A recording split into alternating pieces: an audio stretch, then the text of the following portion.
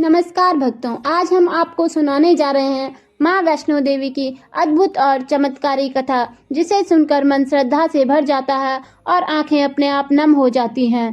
प्राचीन काल में धरती पर राक्षसों का अत्याचार बढ़ गया था। ऋषि मुनि, साधु, संत और भक्त सभी दुखी और भयभीत हो गए थे। तब सभी देवताओं ने मिलकर आदिशक्ति माँ दुर्गा की आराधना की और उनसे प्रार्थना की कि माँ धरती पर पाप से मुक्त किया जाए धरती को। माँ दुर्गा ने भक्तों की पुकार सुनी और कहा, मैं धरती पर कन्या के रूप में अवतार लूंगी और अधर्म का नाश करूंगी। माँ ने रत्नाकर ऋषि के घर एक कन्या के रूप में जन्म लिया। कन्या अत्यंत तेजस्वी, शांत और दिव्य थी। बाल्यकाल से ही वह ध्यान, योग और तपस्या में लीन रहती थी।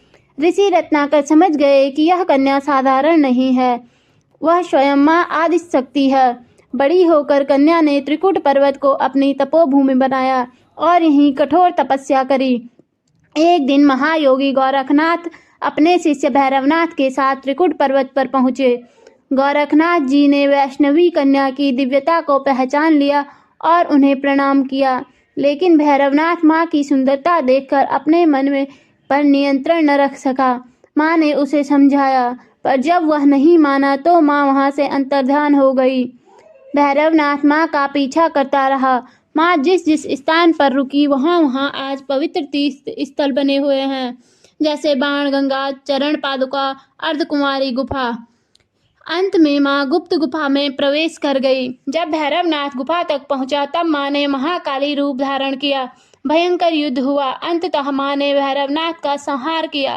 मरते मरते भैरवनाथ को अपने अपराध का ज्ञान हुआ और उसने माँ से क्षमा मांगी। माँ करुणामयी है। उन्होंने भैरवनाथ को क्षमा करते हुए कहा, जो भी भक्त मेरे दर्शन करेगा उसे तुम्हारे दर्शन भी करने होंगे। तभी से भैरवनाथ मंदिर वैष्णो देवी यात्रा का अंतिम पड़ाव माना जाता है। गुफा में 3 पिंडियों के रूप में माँ विराजमान है। पहला महाकाली, महालक्ष्मी और महासरस्वती। इन तीनों के दर्शन से मनुष्य का जीवन पूर्ण हो जाता है। जो सच्चे मन से यात्रा करता है, जो जय माता दी का जाप करता है, जो अहंकार छोड़कर चलता है, माँ उसकी हर मनोकामना को पूर्ण करती है। यह कथा हमें सिखाती है